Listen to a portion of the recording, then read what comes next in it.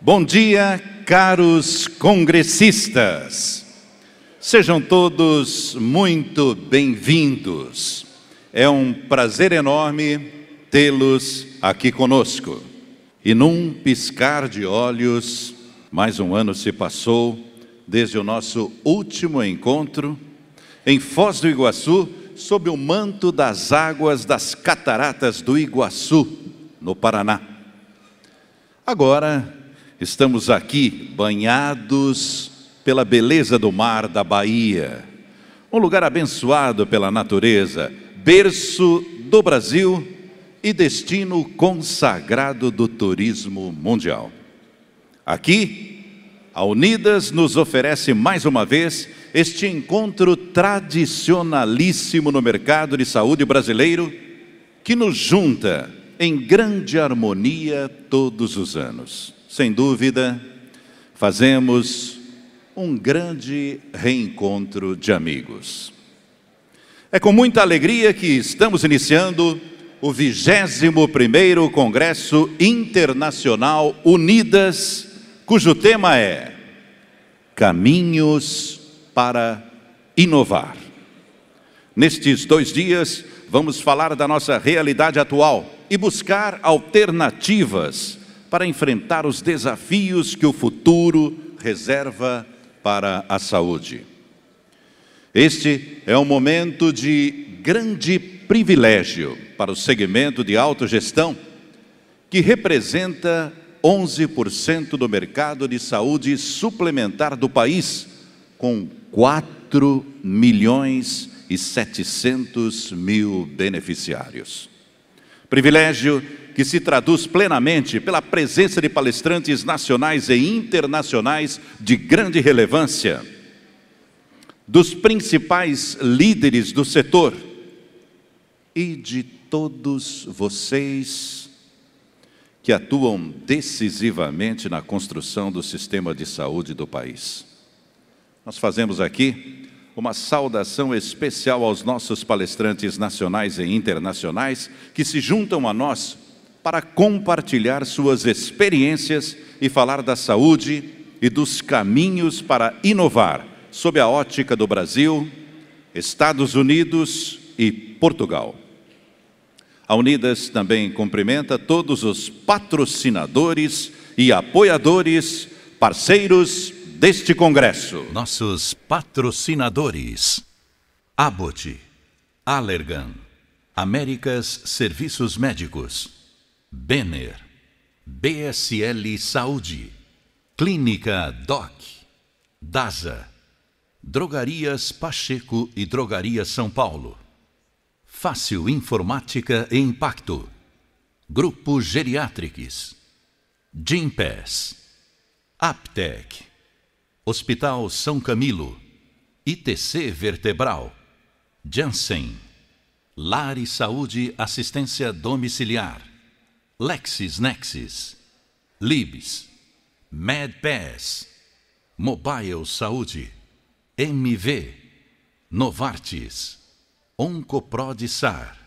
Qualirede, Rede Relief, Sabin Medicina Diagnóstica, Sanofi Pasteur, Saúde Bank, Takeda, TOTUS, Zambon.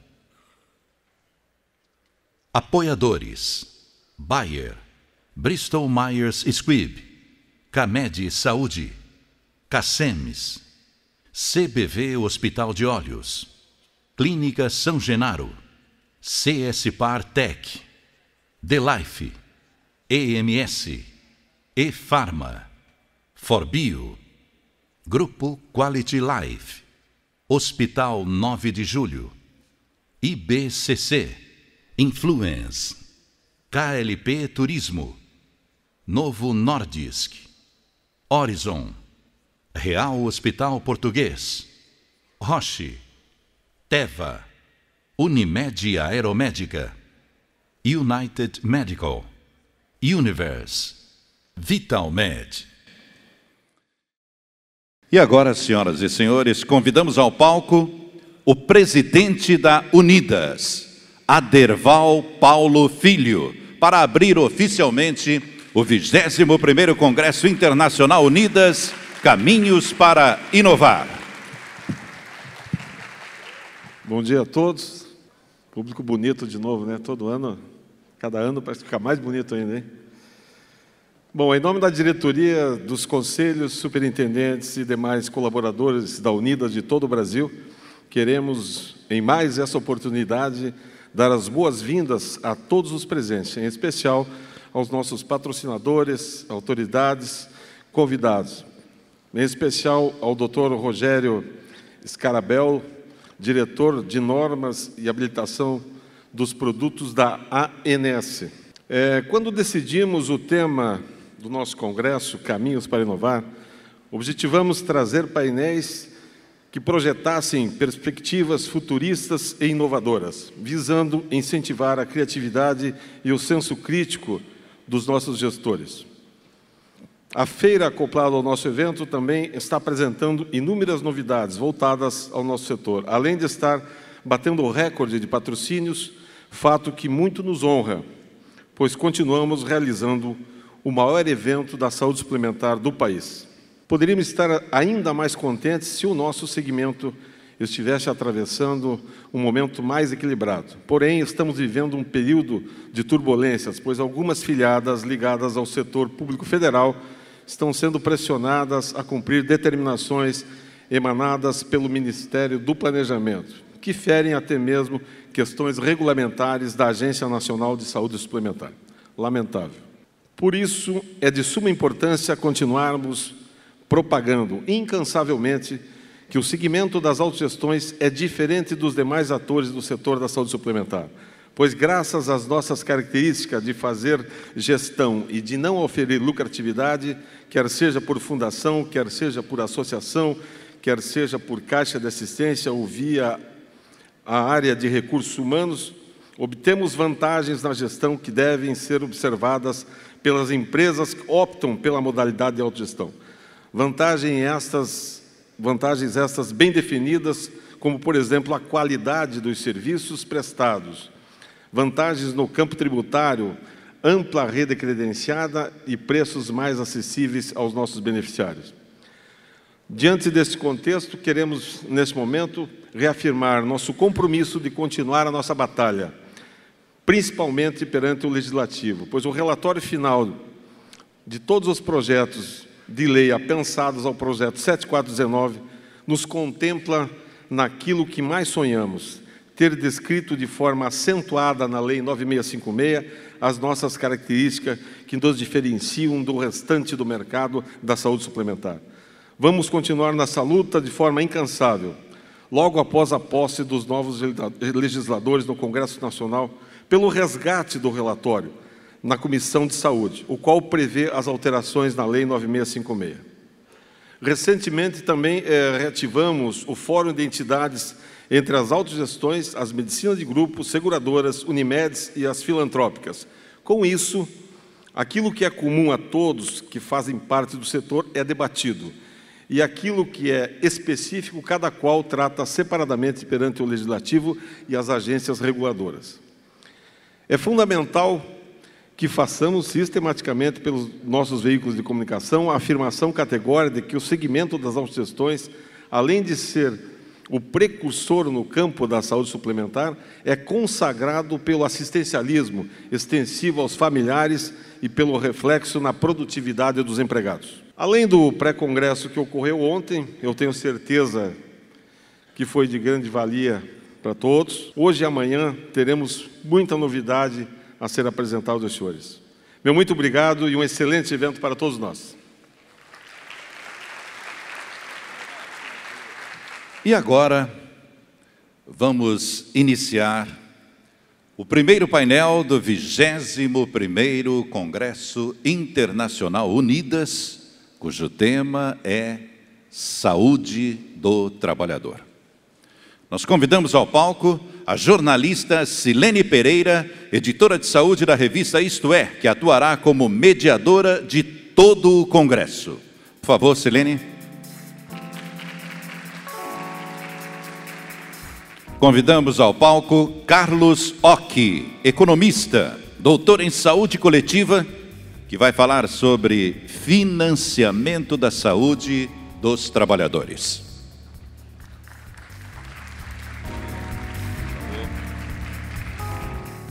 E convidamos também Enio Braga Júnior, psicólogo e gerente executivo da CACI, que vai falar como os trabalhadores com sofrimento psíquico são tratados na saúde suplementar.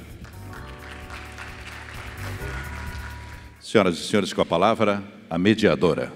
Oi, bom dia a todos. É um prazer estar aqui com vocês para a gente discutir um tema tão importante quanto a importância da saúde suplementar no Brasil, especialmente como já foi abordado aqui antes, num momento tão delicado desse segmento em todo o Brasil. Eu espero que a gente tenha um dia bastante produtivo em troca de ideias, em troca de proposições, em realmente conseguir sair daqui com alguns caminhos delineados para a gente encontrar uma saída para esse momento em que a gente vive agora. Eu agradeço mais uma vez o convite por poder participar disso. Eu cubro essa área já há muito tempo e há muito tempo eu converso com muitos de vocês para a gente tentar juntos construir uma saúde melhor para esse país. Eu gostaria de chamar o palco agora, para se apresentar, para poder fazer a sua palestra. O doutor, por favor, vamos falar sobre saúde do trabalhador. Muito obrigada. Bom dia a todas e a todos. Inicialmente, eu gostaria de agradecer o convite do Dr. Aderbal, presidente da Unidas, para estar aqui hoje com vocês fazendo um debate tão relevante na atual conjuntura histórica que o Brasil atravessa. Gostaria de fazer uma saudação à doutora Silene, moderadora da mesa, ao meu colega e amigo Enio, da CACI, e agradecer mais uma vez a presença de todos. Esse tema sobre o financiamento da saúde dos trabalhadores, em particular na modalidade de autogestão, não é um tema novo em nossos estudos no Instituto de Pesquisa Econômica Aplicada. Mesmo já na época da Abrasp e do CIEFAS, por entender que a modalidade de autogestão se caracterizava enquanto uma modalidade organizacional que privilegiava o mutualismo e, dessa forma, por meio dos seus subsídios cruzados, em função da sua economia interna, produzia, dentro do mercado de serviços de saúde, assim denominado saúde suplementar, produzia os melhores resultados. Mais do que isso, acreditava que essa organização trazia um conjunto de pressupostos que deveria orientar as ações regulatórias da Agência Nacional de Saúde Suplementar, ou seja, que a modalidade de autogestão, no que se refere ao preço, no que se refere à qualidade, no que se refere à cobertura, fosse um farol para as ações e medidas da ANS. De modo que me sinto muito à vontade para dialogar com vocês sobre a importância dessa modalidade do mutualismo em diálogo com o Estado, em diálogo com o padrão de financiamento público, em diálogo com o Sistema Único de Saúde e o direito consagrado na Constituição, servir como inspiração para a reforma institucional do mercado de planos de saúde. Não é à toa que o mercado, o polo dinâmico do mercado capitalista, dentro e fora do Brasil, já sinaliza que é importante estabelecer um outro tipo de relacionamento com o mercado prestador de serviços, tendo em vista o alto custo e a insatisfação seja dos empregados ou dos empregadores como um todo. Esse debate, como não poderia deixar de ser, é também importante do ponto de vista econômico, porque se trata do salário indireto dos trabalhadores, se trata da possibilidade de criar incentivos para o aumento da produtividade da economia brasileira como um todo e a redução dos custos com a saúde dos trabalhadores, dos empregadores, que hoje atinge, segundo informações de organizações não governamentais, de 12% a 20% da folha de salário. A primeira contribuição, do ponto de vista teórico-conceitual, que eu gostaria também de dividir com vocês, é a percepção que existe um conjunto de características econômicas nesse mercado que produz, no longo prazo, uma trajetória de custos e preços crescentes, que os liberais economistas norte-americanos, em particular o Baumol, gosta de denominar, desculpa o trocadilho, como doença dos custos. Ou seja, dada a baixa produtividade do trabalho, dos serviços médicos, ou seja, incorpora a tecnologia, mas o tempo médio, imaginando a consulta como exemplo, o tempo médio de duração do ato médico não diminui, pelo contrário, aumenta e cria novas especializações complexas do ponto de vista do profissional de saúde. Ao longo do tempo, isso encarece os serviços de saúde. No entanto, percebam que, como se trata do financiamento do polo dinâmico da economia, seja no Estado ou seja no mercado, em outras palavras, é um serviço socialmente relevante, dada essa tendência de custos e preços crescentes, o Estado se vê obrigado a subsidiar indiretamente esses serviços e, no caso brasileiro, a expressão mais concreta é o gasto tributário em saúde, é a renúncia fiscal em saúde.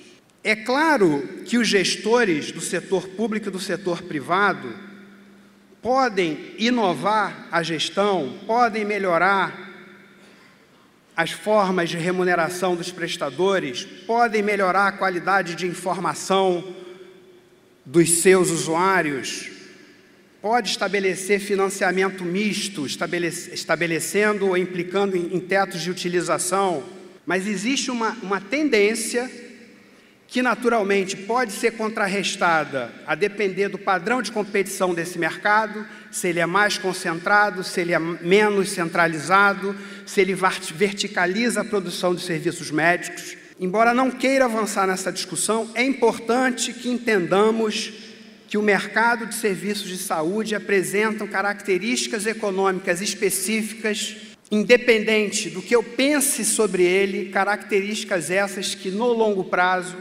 para além do envelhecimento populacional que agrava esse problema, para além da pressão do complexo médico industrial, que faz com que, do ponto de vista capitalista, isso seja um problema, ou seja, esse setor apresenta problemas de rentabilidade, porque seus preços tendem a crescer acima do crescimento do salário médio da economia. E é por isso que existe o subsídio.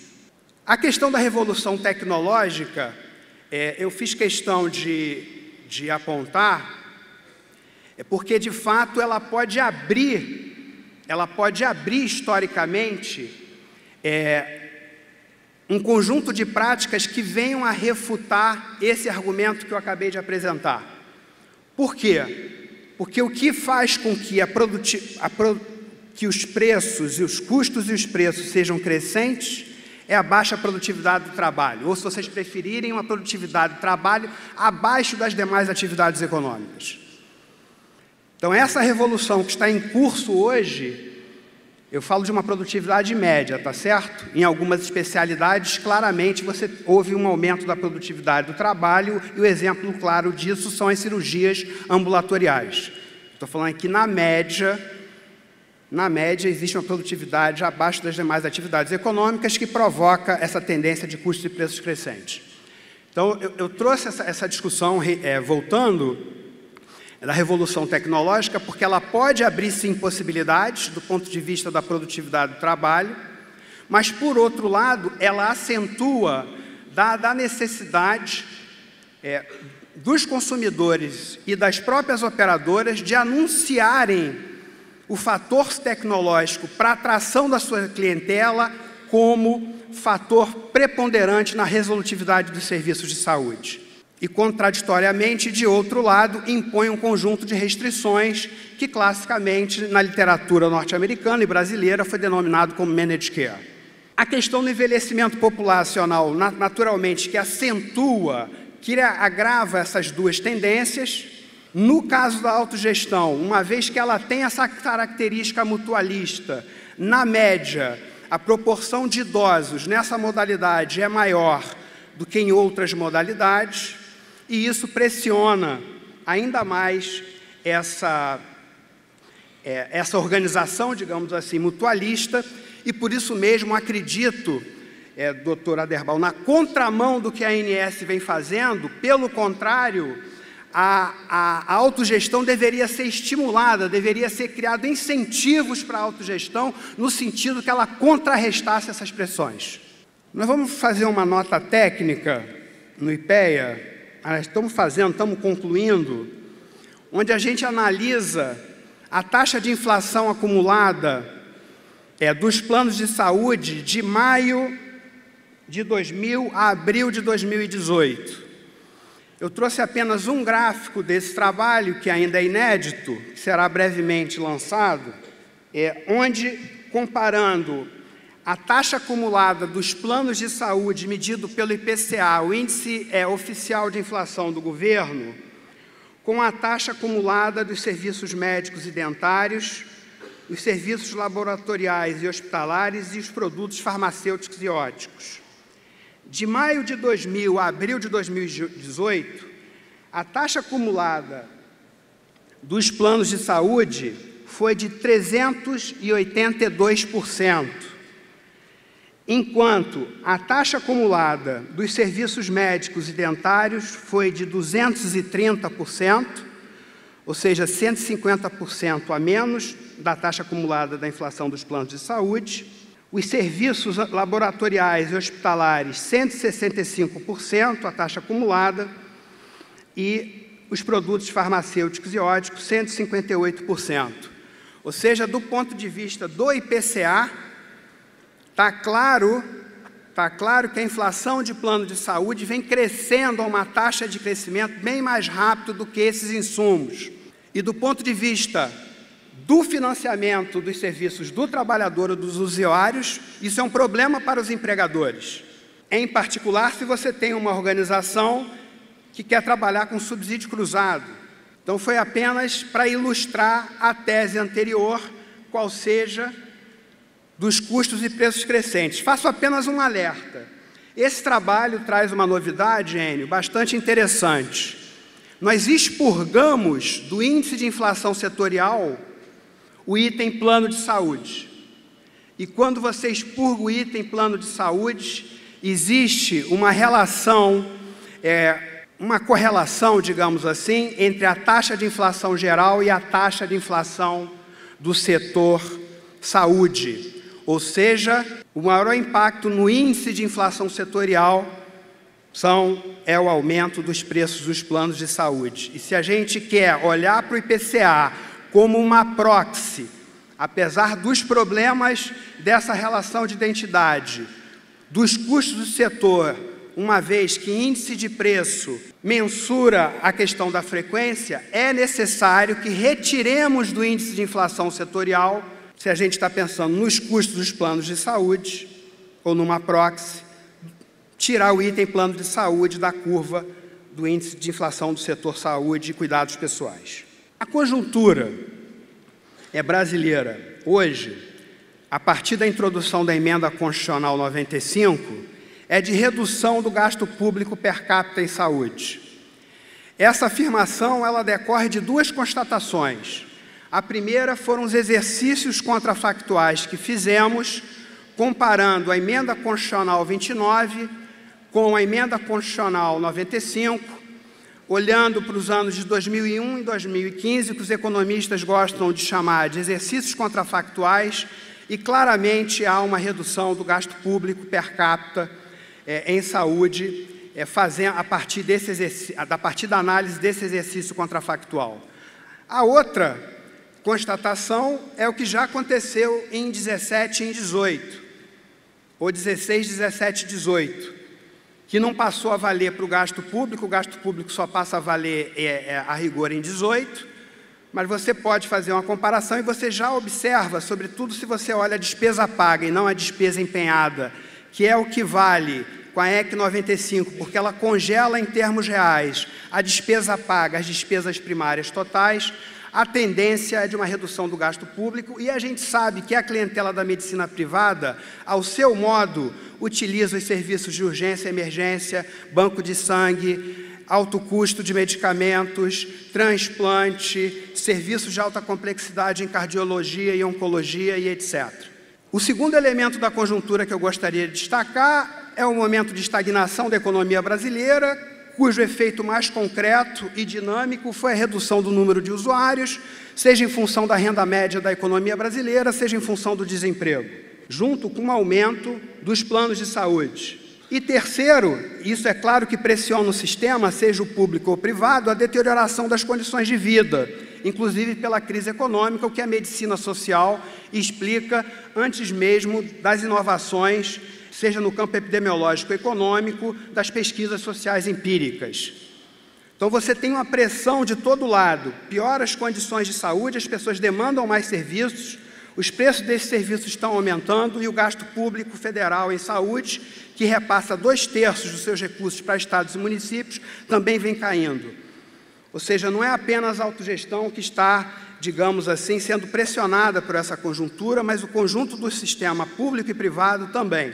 Para ilustrar esse debate em torno da redução do gasto público em saúde, nós apresentamos um dos exercícios contrafactuais que eu falei agora há pouco. A linha azul é o que efetivamente, considerando despesa empenhada como proxy do gasto público federal em saúde, significa que de 2001 a 2015, a preços médios de 2015 deflacionados pelo IPCA, o gasto público per capita em saúde, federal, por favor, subiu de 360 para 489 em 2015. Quando você faz a análise contrafactual, ou seja, se a gente faz um exercício dizendo o seguinte, pessoal, se a EC 95 tivesse em vigor de 2001 a 2015, o que aconteceria com o gasto público federal em saúde per capita?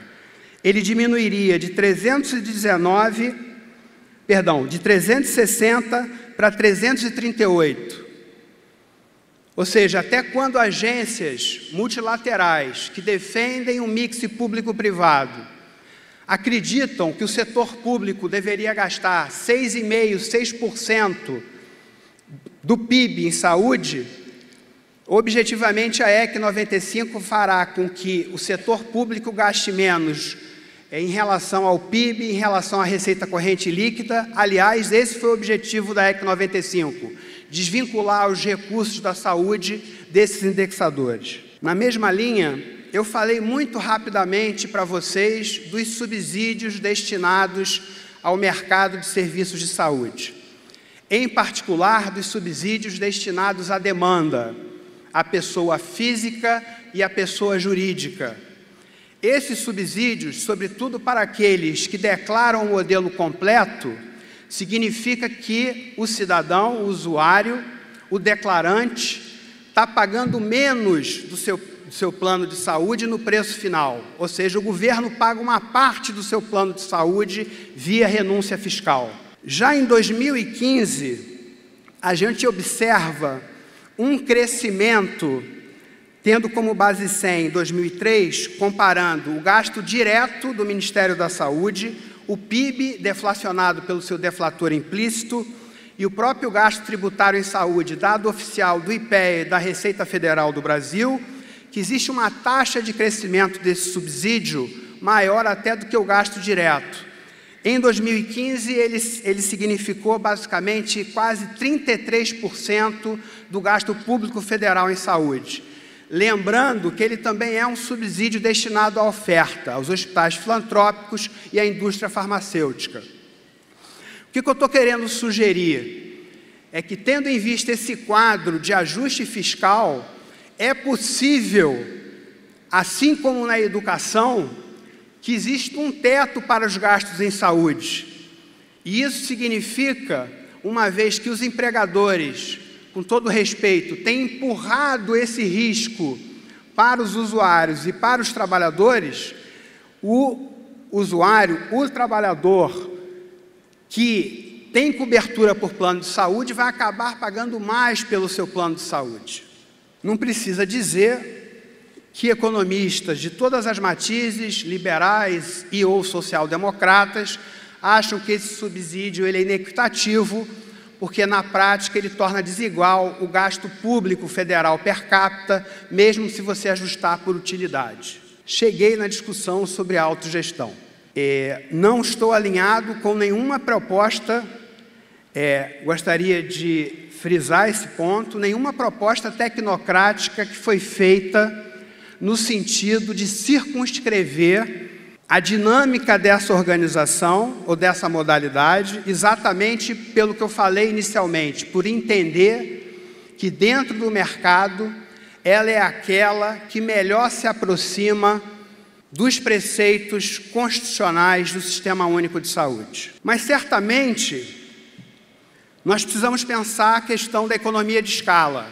É possível a autogestão, a Unidas, fortalecer os convênios de reciprocidade existentes hoje dentro dessa modalidade? Então, dadas as condições organizacionais, econômicas e institucionais para fortalecer essa dinâmica sem o apoio do Estado e da própria ANS, a ideia não é ensinar Pai Nosso a vigário, mas está claro a necessidade de que a autogestão funcione com o poder de oligopsônio sobre os prestadores, sobre os fornecedores de insumos, sobre o complexo médico-industrial, para contrarrestar, para contrapor o poder de oligopólio desses setores. Então, a ideia do single payer, junto com a ideia da acreditação e da qualidade, elas são fundamentais. Não saberia dizer em que medida, reitero, existem hoje condições político-institucionais, econômicas, junto, inclusive, com um conjunto de instrumentos da economia da saúde, custo-efetividade, etc., exercícios de custo-efetividade, que possa, digamos assim, fazer com que a autogestão atravesse essa fase difícil da economia brasileira. O terceiro elemento diz respeito ao uso racional de insumos, tecnologia e medicamentos, um novo modelo de remuneração e outras tantas propostas que hoje o próprio mercado já apresenta enquanto alternativa, na perspectiva de reduzir os custos relacionados a essa intermediação financeira das operadoras de planos de saúde. Eu tinha dito a vocês inicialmente, mas agora lerei textualmente. Então, não são palavras do pesquisador do IPEA, e sim de uma gestora de uma multinacional brasileira de dimensão internacional, no cenário de globalização financeira que está colocado na ordem capitalista mundial, onde ela diz textualmente: a direção da empresa não pode se dar ao luxo de deixar a gestão da saúde nas mãos das operadoras. Então, nesse quadro de financiarização,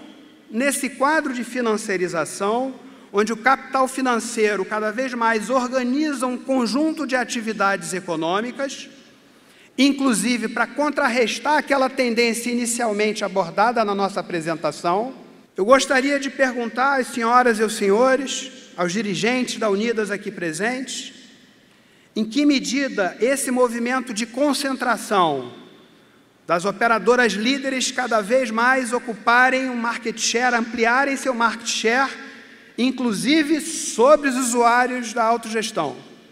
Vale dizer, se esse movimento de centralização, que significa com um braço financeiro, nacional ou internacional, a organização ter plano de saúde, ter hospital, laboratório, se esse movimento, de alguma forma, acaba favorecendo essa terceirização, e essa terceirização provavelmente trará resultados piores do que hoje os observados pelos usuários, pelos trabalhadores dessa modalidade. Gostaria, portanto, de concluir que nós pensemos estrategicamente uma forma de colocar para baixo essa lógica da expansão do mercado tipicamente capitalista no mercado de serviços de saúde. Pelo contrário, a necessidade de valorizar essa modalidade organizacional e assistencial e ir além, inclusive, no sentido de propor que o seu funcionamento, a sua economia interna, seja farol para a regulação das atividades da ANS, rompendo, inclusive, o que a literatura nacional chama hoje de captura da ANS pelo poder econômico. Então, a minha principal contribuição, e ela não é nova, reitero, como disse anteriormente, é que essa modalidade, ela objetivamente passe a ganhar incentivos do Estado e da agência reguladora, que ela possa atuar em conjunto com o sistema único pela melhora da qualidade de saúde e as condições de saúde da população brasileira no setor público e no setor privado. Muito obrigado pela atenção. Vamos ao debate.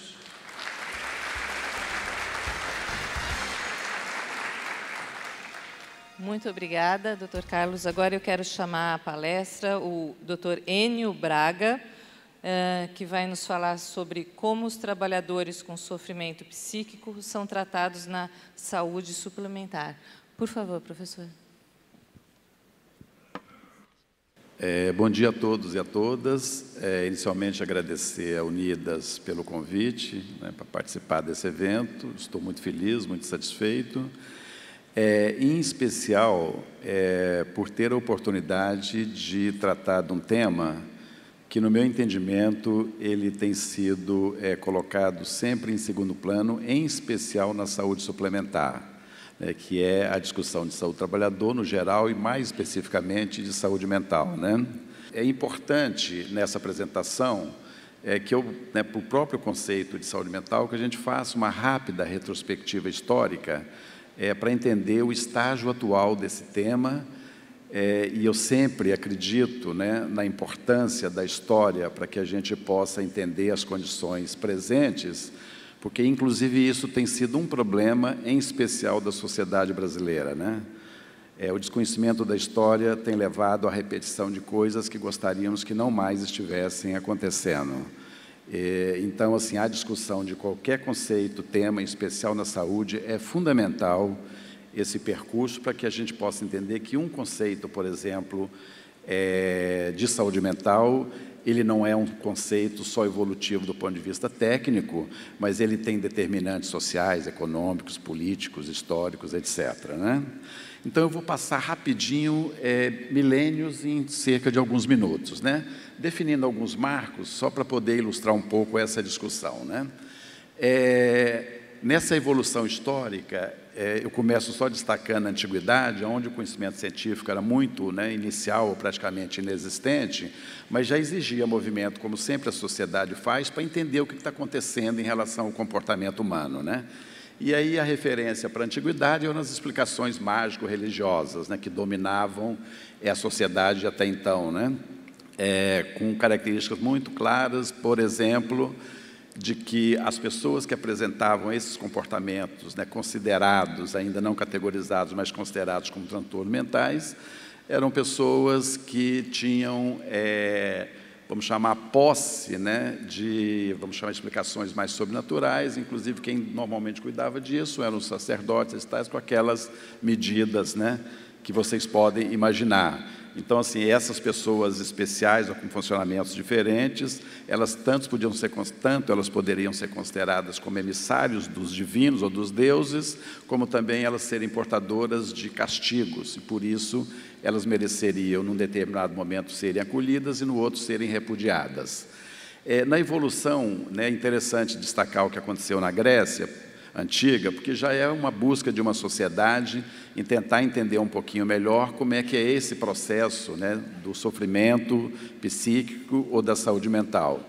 E aí, com o avanço do conhecimento, buscava-se, inclusive, algumas causas mais somáticas, E aí tem uma historinha curiosa que eu vou descrever rapidinho, mas aí com a hegemonia da teoria dos humores como responsáveis por essas manifestações, Aí até a melancolia, tradicionalmente, era descrita como um quadro de tristeza pela bilis negra do fígado, E foi nesse momento onde se faz a primeira descrição, se não me engano, da histeria, onde, curiosamente, ela era colocada assim, como se o útero das mulheres ele se deslocasse, percorresse o corpo, se aproximasse do cérebro, provocando determinados comportamentos. Essa aí era uma das teorias colocadas. E para isso era necessário, por exemplo, para as moças e para as viúvas que se casassem, porque isso aí ajudaria o útero a voltar para o seu lugarzinho.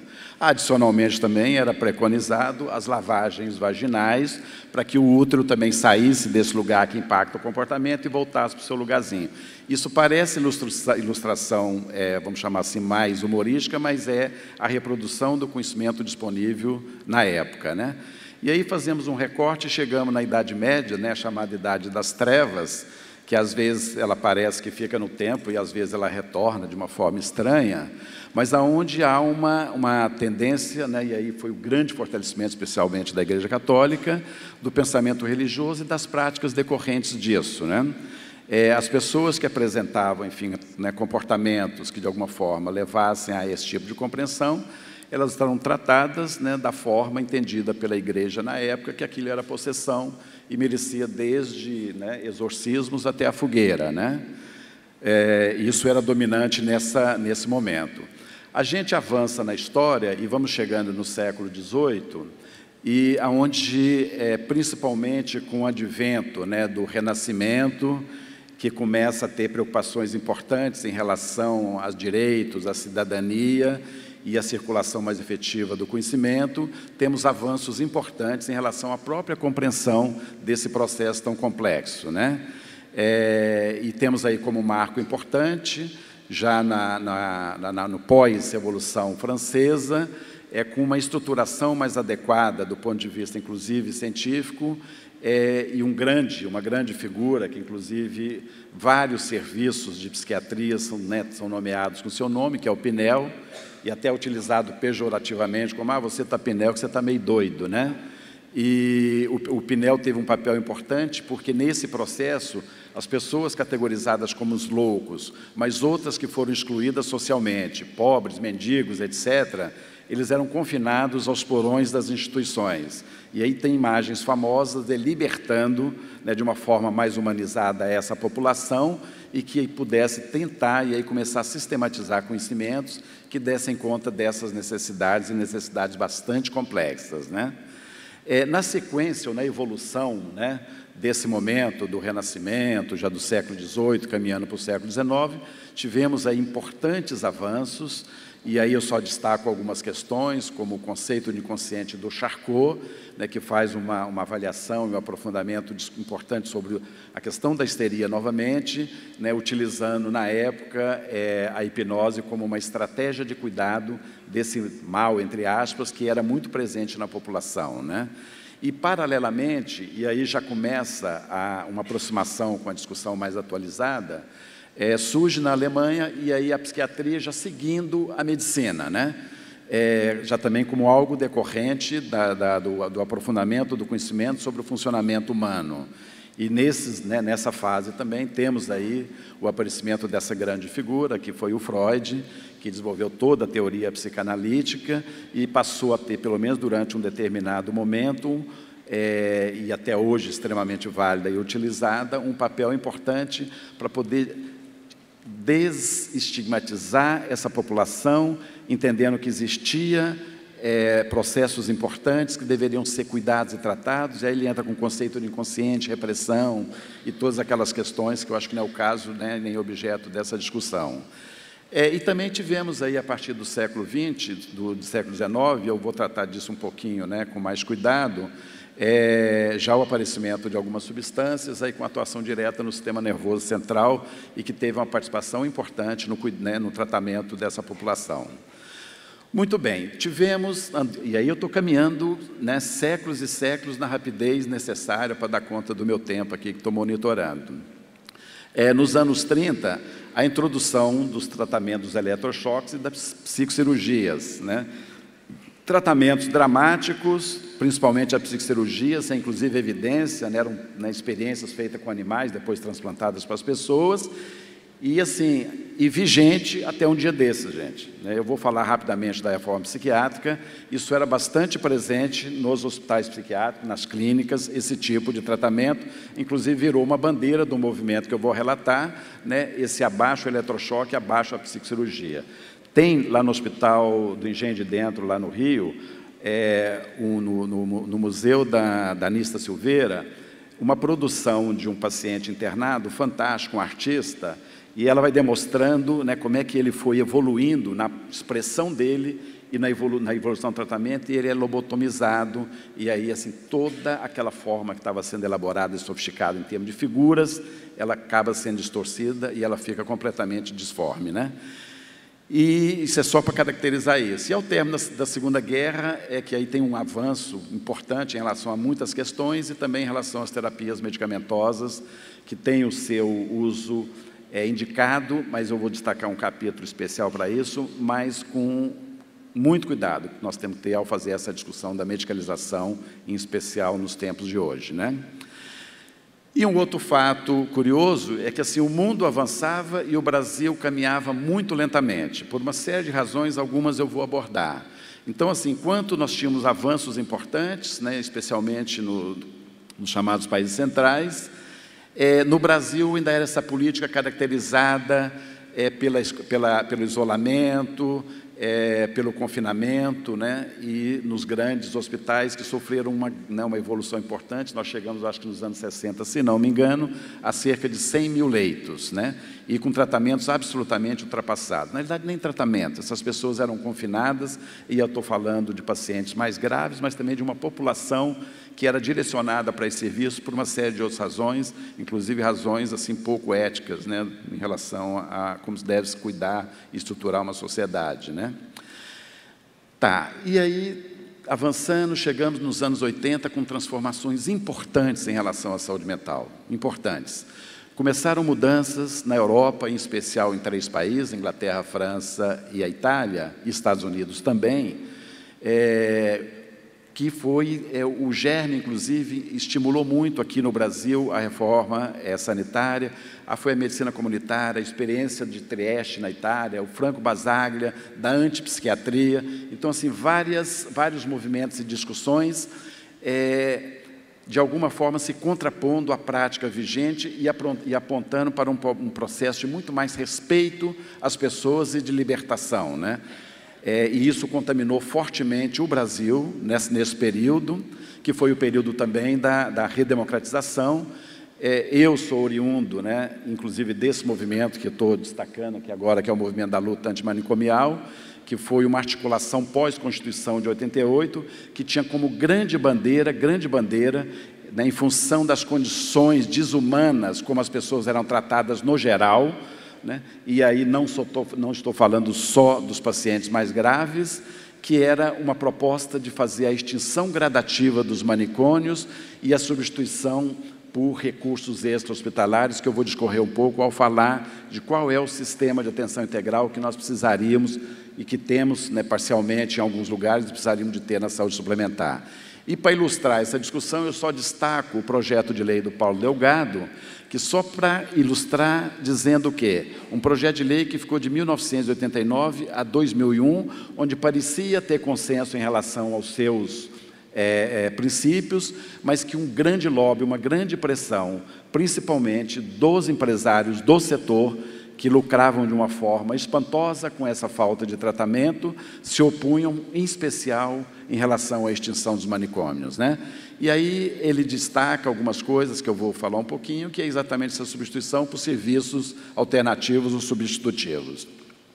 Ok, então assim, feita essa rápida revisão histórica, só para a gente entender o lugar, né, que estamos hoje, eu já faço uma marcação que ontem eu até estava conversando, né, nessas conversas interessantes que ocorrem paralelas, né, aqui no Congresso, de como é que o tema saúde mental, com as suas, né, variações, ele tem sido pouco tratado e ele é de uma importância enorme. Aí só são algumas informações, pouquíssimas, mas ele tem uma prevalência alta. Eu destaco a questão, né, por exemplo, ali de que de 100 pessoas, pelo menos 30 delas têm algum problema de saúde mental, né? Isso é algo que merece a atenção de qualquer sistema que tenha a preocupação de cuidar das pessoas, né?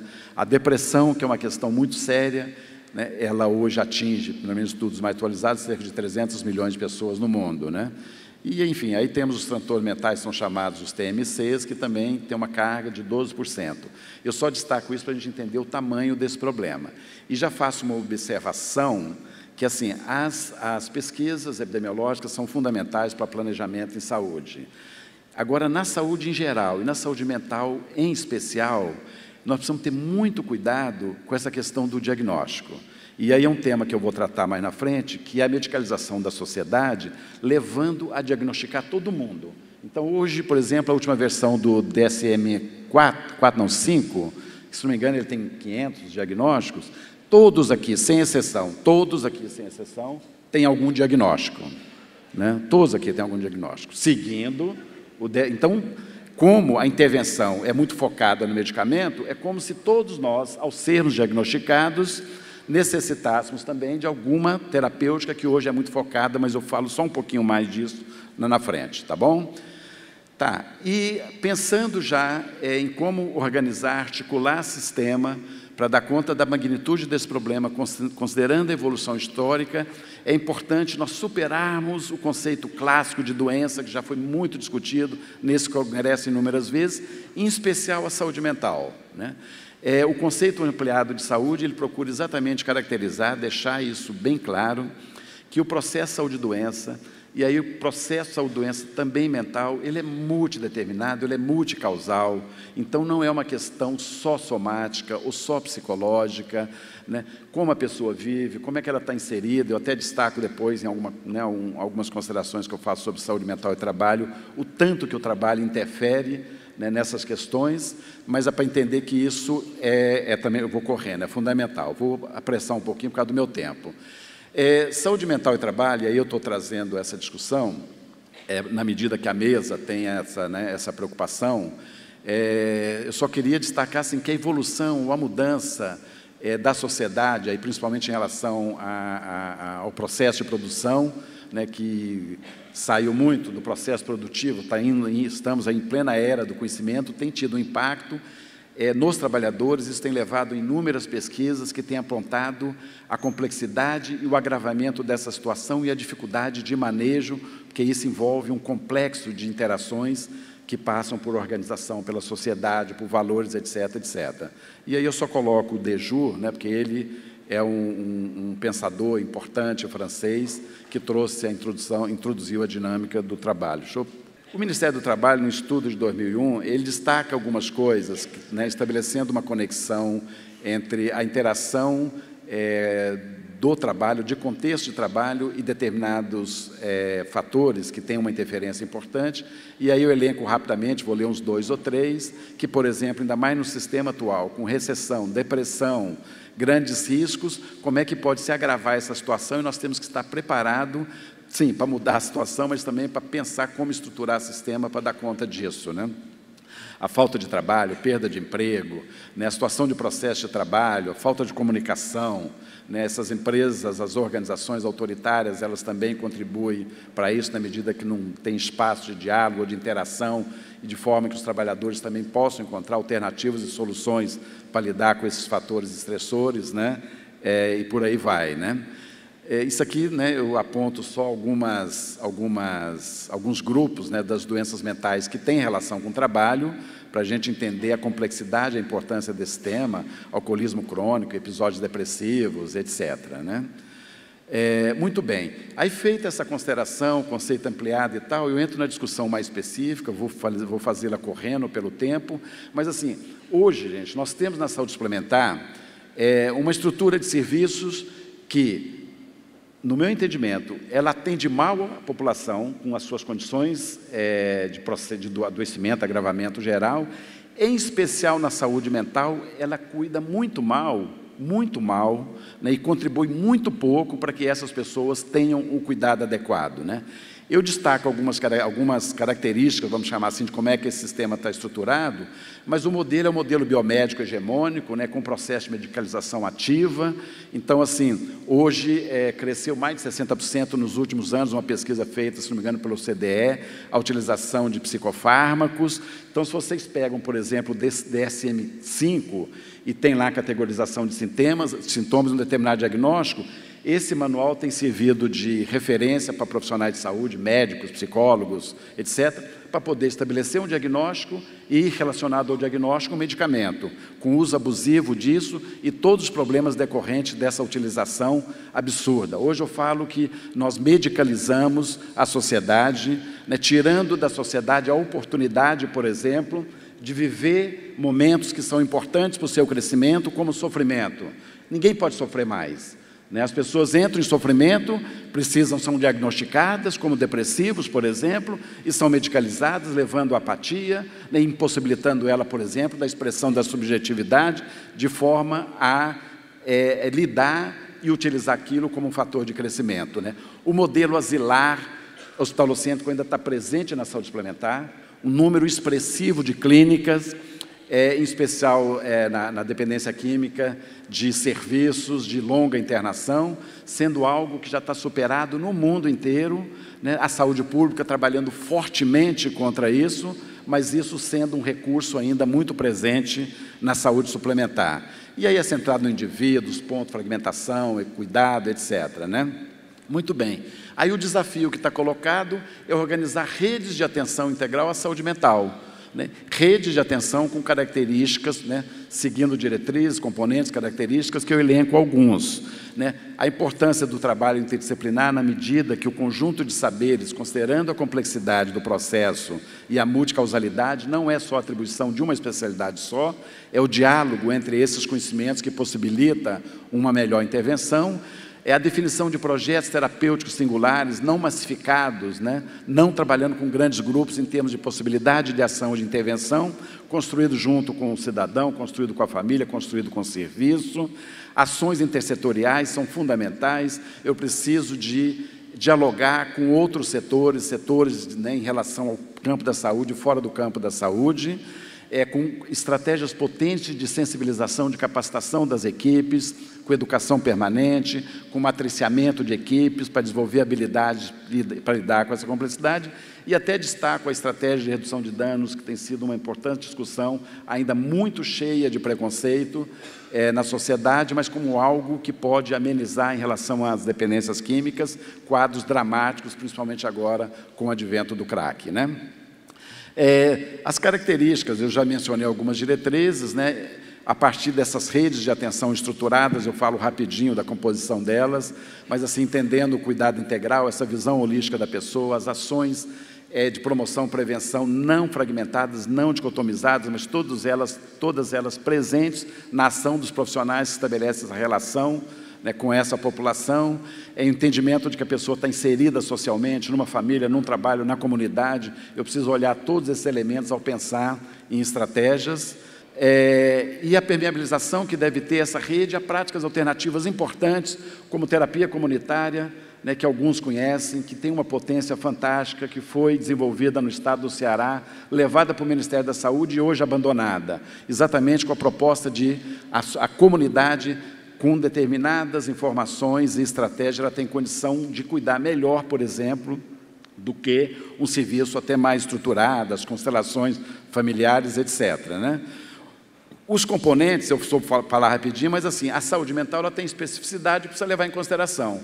Eu disse, hoje como é que nosso sistema está organizado? Consultório de psicologia, psiquiatria, ambulatório, mas isso é isolado, não se conversa, não tem estruturação, e nós precisamos de serviço de atenção primária, para manejo de casos mais leves, sim, e aí eu estou falando de crise de ansiedade, depressão, etc., e também já no campo da saúde mental, a estruturação de leito de crise para evitar internações prolongadas, você consegue uma reversão de surto em 3, 4 dias, ninguém precisa ter internação mais prolongada, a criação dos núcleos de atenção psicossocial, que são dispositivos fundamentais para dar conta dessa complexidade, unidade de saúde, lar abrigado, etc. É possível? É possível sim, eu estruturar uma rede integrada de saúde mental. Nós tivemos experiências exitosas, muito interessantes na saúde pública, Santos, Campinas, Camaragibe, Campina Grande, etc., etc., etc., e tivemos experiências, algumas na saúde suplementar, e eu sou testemunha, participante ativo de uma experiência exitosa da própria instituição CACI, que reorganizou num determinado tempo histórico, um serviço integrado, tirando a população que estava cronificada, institucionalizada em hospitais em Barbacena, no Rio, em Recife, etc., etc., estimulando a criação de recursos substitutivos, integrando isso, estimulando a formação de lares protegidos, ou posições protegidas, para que esses egressos de longa internação pudessem ter reinserção social, e um avanço importante nessa organização. A pergunta, aí depois pode ficar para o debate, por que o pouco avanço em relação à organização na saúde suplementar desse serviço? A resposta é mais ou menos óbvia, mas eu vou deixar ela até para o debate. Mas é possível, a gente tem condições de fazer. E aí eu finalizo tratando só de uma questão, assim, esses serviços, eles precisam ter características que possibilitem o que eu chamo de circulação de subjetividade, de afeto. Então, é outra modalidade de relacionamento. É dessa forma que eu consigo estabelecer diálogo e processo de cuidado que possam levar as pessoas a aprender a lidar com essas dores e com esses sofrimentos. Então, nós precisamos de sair, vamos chamar assim, dos braços duros e frios, de Tânatos, e corrermos e abraçarmos os braços quentes e calorosos de Eros. Obrigado, gente.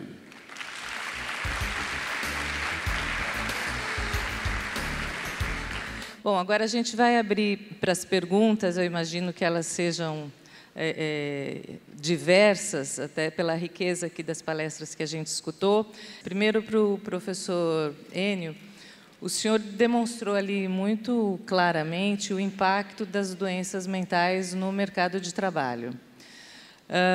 No entanto, na prática, o que a gente vê ainda é um estigma muito grande em relação a essas doenças. Primeiro, porque há o pouco entendimento de que elas, de fato, são enfermidades, como quaisquer outras, e elas são, muitas vezes, confundidas com fragilidade, com fraqueza.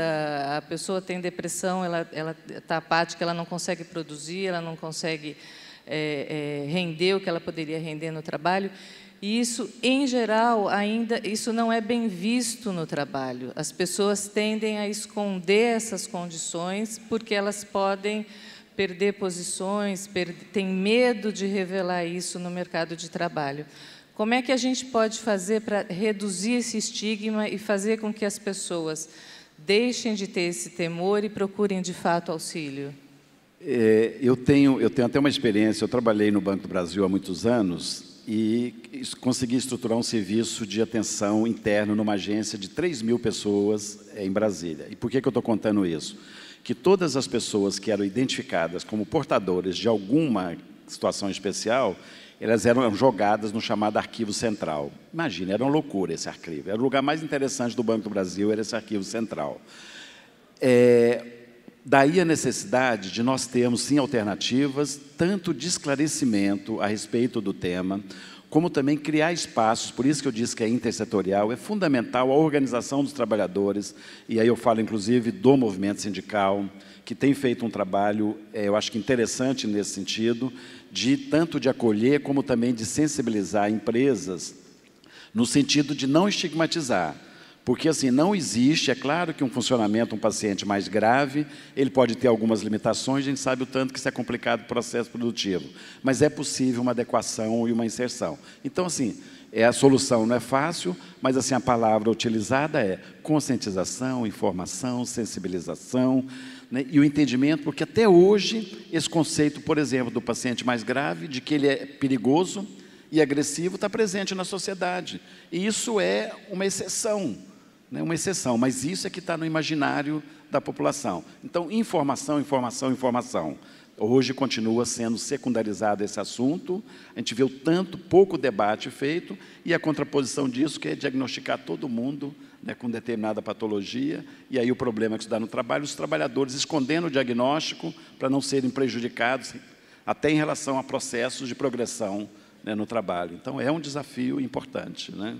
Obrigada. E a minha outra pergunta para o Dr. Carlos aqui, na sua exposição o senhor colocou que houve uma queda no gasto público por per capita em saúde. O senhor sabe precisar quanto exatamente e em que período?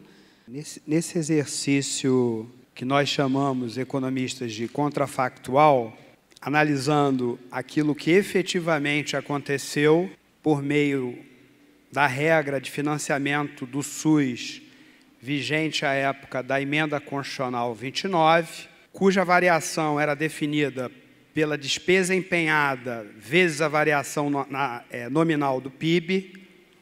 Nós comparamos essa despesa empenhada efetiva em ações e serviços públicos de saúde com a projeção do piso com ações e serviços públicos de saúde de 2001 a 2015. Nós comparamos esses valores nessa esfera histórica, vimos o saldo, atualizamos esses valores a valores médios de 2015 pelo IPCA, e naturalmente dividimos pela população, dados da RIPSA e IBGE. Entre 2001 e 2015, a partir desse exercício contrafactual, concretamente, a Emenda Constitucional 29, ela ampliou nesse período, a preços médios de 2015, repito, de 319, o gasto público federal per capita, para 489. E, naturalmente, a meu ver, como em 2015 a gente gastou aproximadamente, gasto público federal, municipal, estadual, sem considerar a renúncia fiscal, 4% do PIB, isso é insuficiente do ponto de vista das necessidades de saúde da população. No entanto, quando a gente faz o exercício imaginando, tudo bem, tudo mais constante, de 2001 a 2015, se tivesse valendo a nova regra que foi aprovada em dezembro de 2016, que eu estou chamando de emenda constitucional, o que aconteceria com o gasto público federal per capita? Ele reduziria de 360 em 2001, para 338. Ou seja, cairia, em termos reais, R$ 22. E tem uma pergunta aqui para o doutor Enio. O Conselho Regional de Psicologia autorizou o tratamento para telemedicina. As autogestões estão estimulando esta prática através da criação de tabelas de remuneração? Eu não sei as demais autogestões, como é que elas estão tratando esse assunto, mas essa demanda chegou para nós na CACI recentemente, né? Ou seja, tem a decisão do CRP e agora como é que o sistema está se organizando para isso, e já existem serviços de teleconsulta no campo da saúde mental, colocando à disposição das operadoras esse serviço. Nós fizemos uma análise muito preliminar e precisamos de aprofundar estudos sobre isso aí. Porque ontem foi debatido numa mesa de inovação a importância da telemedicina, e aí vai ter uma mudança, inclusive pelo Conselho Federal de Medicina, né, no Código de Ética, vai ser fundamental. Nós temos já países do mundo inteiro utilizando ela de uma forma importante no campo da educação e das cirurgias, das consultas, etc, etc. Eu tenho um pouco de dúvida, mas é dúvida talvez por eu já ser um sexagenário, ainda com certo distanciamento das questões mais tecnológicas, se nós poderíamos substituir essa relação que é fundamental num processo terapêutico, por exemplo, que se dá com o olhar, que se dá com o corpo, que se dá com a fala, que se dá com a troca de afetos, como é que isso seria possível feito por telemedicina? Dúvidas, nenhuma certeza a respeito disso, mas as operadoras já têm essa situação colocada e devem estar pensando isso de alguma forma. Eu ainda tenho reticências e reticências sobre isso. Um assunto que rende muita discussão. Eu tenho aqui uma outra pergunta para o Dr. Carlos. Dr. Carlos, como o senhor a pergunta é do Daniel Brits, do INB. Como o senhor recebeu a entrada de capital estrangeiro no mercado de saúde brasileiro e se é possível inferir alguma mudança baseada na experiência internacional? Não é novidade que o setor hospitalar brasileiro, diferente inclusive do mercado de planos de saúde, ele não é, por assim dizer, regulado pelo Estado, salvo iniciativas de organizações não governamentais, uma delas, inclusive, apresentado antes do debate em torno da acreditação e certificação de qualidade dos hospitais. Então, me parece, do ponto de vista da construção de uma política pública, como internacionalizar um setor, reitero, sem entrar ainda no mérito, que nem ao menos é regulado pelo Estado, demanda feita, inclusive, pelo próprio mercado de planos de saúde. Então, essa é a primeira, digamos assim, o primeiro questionamento. O segundo, como você internacionaliza esse setor, tá certo? Sem fazer uma avaliação, mecanismo requerido no âmbito das políticas públicas, sobre o impacto dessa internacionalização, sobre o padrão de competição do mercado de planos de saúde, que, segundo entendo, a partir dos preceitos normativos da ANS, tem como prerrogativa a concorrência regulada e não um padrão de competição oligopolista. Como é que essa internacionalização vai afetar a qualidade e o pagamento dos prestadores médicos hospitalares? Então, a meu ver, foi tomada uma medida que terá sérias consequências, inclusive sobre o financiamento dos trabalhadores, e que deveria ter sido feita pelo Estado brasileiro antes de se adotar essa iniciativa, que provavelmente vai acelerar o processo de concentração e centralização e, por sua vez, vale dizer, empurrar ou esmagar, se vocês me permitem, a modalidade organizacional e o modelo assistencial da autogestão. O último mapa assistencial mostrou aumento no número de atendimentos psicoterápicos. As autogestões não poderiam qualificar a sua rede credencial para ter melhores resultados? Essa é uma primeira pergunta. E a segunda é que o senhor avalie o impacto da atividade física na redução do estresse. Não, essa questão, inclusive, assim, do número expressivo de psicoterapias é algo que nós temos que questionar, como qualquer outro serviço, em relação à sua resolutividade, né? Na minha instituição, há um crescimento grande, mas ainda, por isso, a necessidade de avaliações de toda a oferta de serviço, que ainda é pouco feita. Então, assim, cresce-se demais, a demanda está colocada, essa medicalização da sociedade é muito forte, as pessoas procurando, muitas vezes, no meu entendimento, recurso profissional, né, pela falta de apoio que existe do ponto de vista mais da sociedade mesmo. Então, é algo que preocupa. E a outra questão é... Atividade física e estresse. Atividade física, gente, ela é um dos fatores, né, vamos chamar de qualquer processo de adoecimento. Você vai falar de risco cardiovascular, de saúde mental, etc., etc. Ela é preconizada como algo extremamente importante. Então, assim, não tem contraindicação nenhuma diferente de psicofármacos, né, que temos que ter cuidado no seu consumo, mas a atividade física é recomendável o tempo todo para todo mundo, em todas as idades, né? Gente, infelizmente está encerrado o nosso período aqui para perguntas. Vou passar a palavra para o Ronan. Muito obrigada a todos.